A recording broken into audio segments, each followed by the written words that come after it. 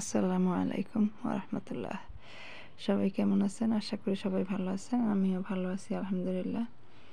আজকে আমি আপনাদের সাথে শেয়ার করব ইঞ্চি টেপের প্রথম ধাপ, যেটা সেলাই শিখতে হলে প্রথম ধাপে কাজে লাগে।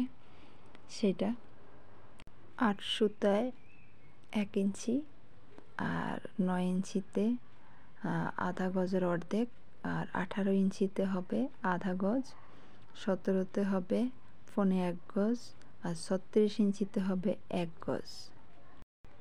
সেলাইয়ের কাজটা খুব সহজ, কিন্তু একটু চেষ্টা করলে, মনোযোগ দিলে পারবেন। আশা করি আমি ধাপে ধাপে একটা একটা করে সেলাইয়ের সম্পূর্ণ কাজগুলো আপনাদের সাথে শেয়ার করব।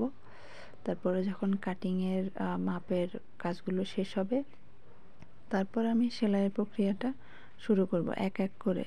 আপনাদের ইচ্ছা অনুসারে আপনারা যদি চান, তাহলে আমি নতুন নতুন ভিডিও আপলোড করার জন্য চেষ্টা করব, যাতে অন্যদের কিছু শেখাতে পারি। আমার কাজ দেখে অন্য কেউ হয়তো শিখতে পারবে।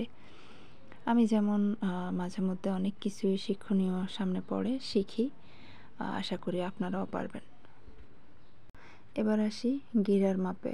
18 সুতায় 1 গিরা, তারপর 4 গিরা সমান 9 ইঞ্চি, তারপরে 8 গিরা সমান 18 ইঞ্চি আধা গজ, আর 16 গিরা সমান 36 ইঞ্চি 1 গজ।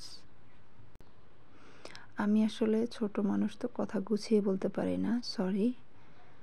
1 গজ কাপড়ের সাথে 9 ইঞ্চি যোগ হলে 1.25 গজ বলে, আর 18 ইঞ্চি কাপড় হয় 1.5 গজ।